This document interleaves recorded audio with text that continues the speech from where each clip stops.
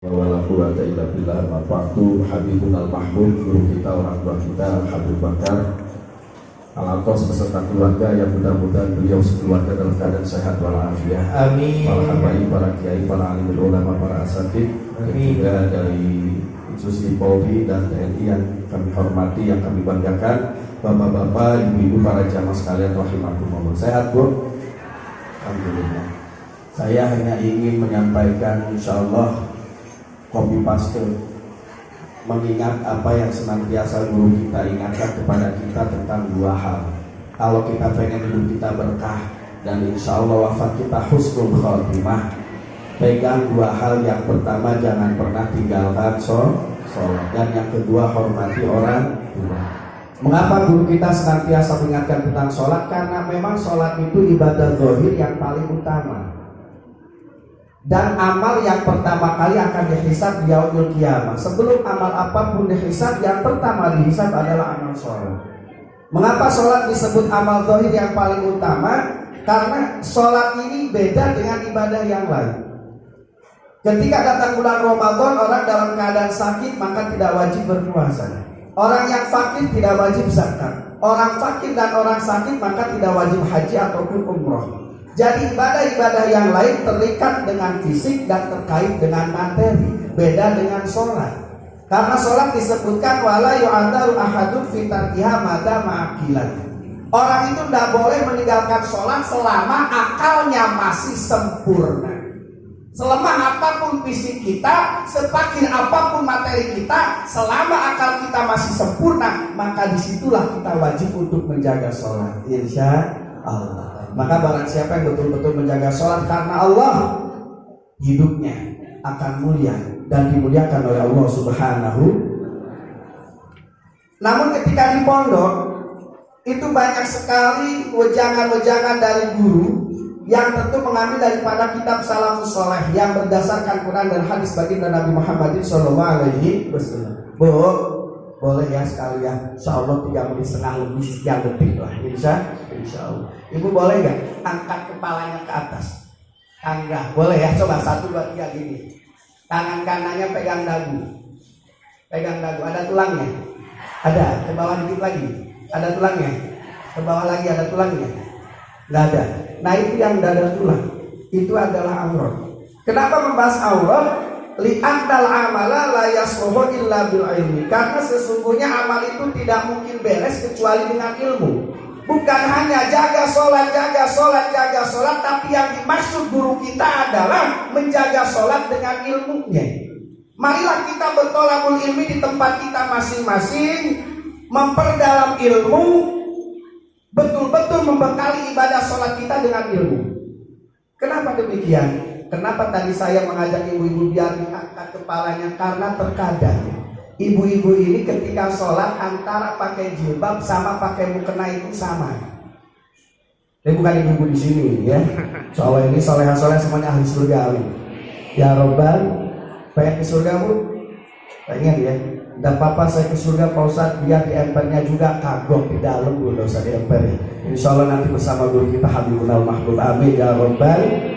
Ketika kita sholat, janganlah pakai mukenanya ibu-ibu itu disamakan dengan pakai jilbab. Kenapa? Karena jelas yang namanya syarat sahnya sholat itu adalah menutup aurat. Auratnya wanita di dalam sholat jami'u badaniha masih wal wajhi wal kafain. Semua anggota badan dan rambut selain wajah dan telapak tangan.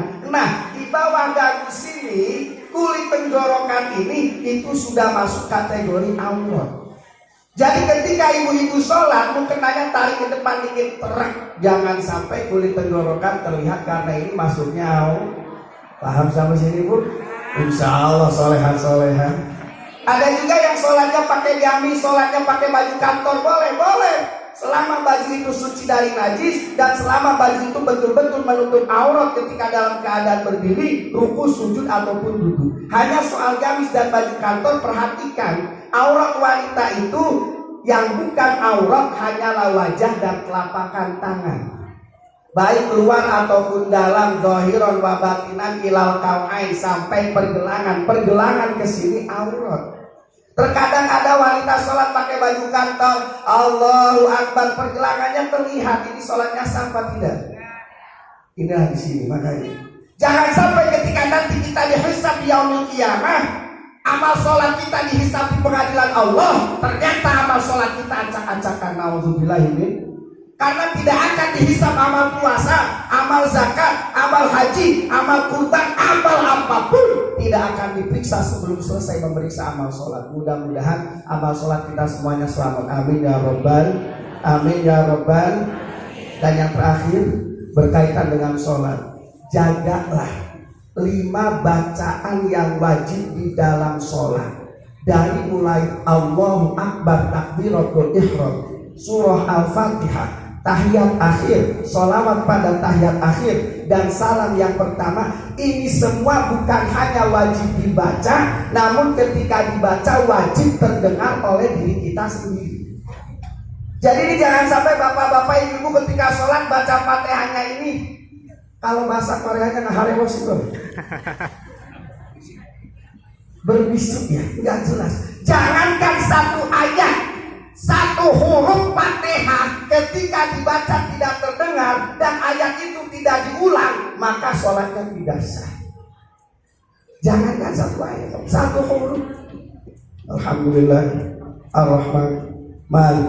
Nah di sini, makanya 5 bacaan yang wajib di dalam sholat bukan hanya dibaca, namun semuanya wajib terdengar oleh diri kita sendiri. Ya, kalau ibu ini enak, insya Allah. Ini yang repot nih bapak-bapak, Pak.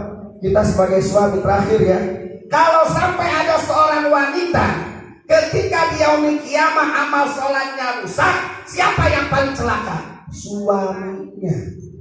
Siapa Pak? Untuk di sini soleh-soleh semuanya Pak. Amin. Karena kan pengajian sekarang banyaknya ibu-ibu ya, banyaknya apa? Ibu-ibu. Kalau di kampung-kampung, bapak-bapak sama sampai keluar-keluar sendalnya. Kenapa demikian Pak? Karena ketika seorang istri di yaumil qiyamah mendapatkan ancaman celaka, maka wanita tersebut akan menuntut kepada Allah, Rabbana khudh lana haqqana min hadzal rajul. Akan minta haknya kepada kita sebagai imam, sebagai suami. Maka jangan sampai kita sebagai suami ini masuknya kategori suami yang tidak amanah. Hanya memberikan nafkah lahir, hanya memberikan gaji bulanan, hanya ngajak shopping dan lain sebagainya. Namun kita tidak pernah perhatikan bagaimana kualitas ibadah istri kita. Mudah-mudahan di dunia kita bareng dengan anak istri kita, dan kelak di yaumil qiyamah kita bareng dengan baginda Rasulullah SAW. Dengan rahmat Allah kita masuk ke dalam surga Allah Subhanahu wa taala. Wallahu a'lam. Subhanakallahumma bihamdika asyhadu an la ilaha illa anta astaghfiruka wa atubu ilaik. Assalamualaikum warahmatullahi wabarakatuh.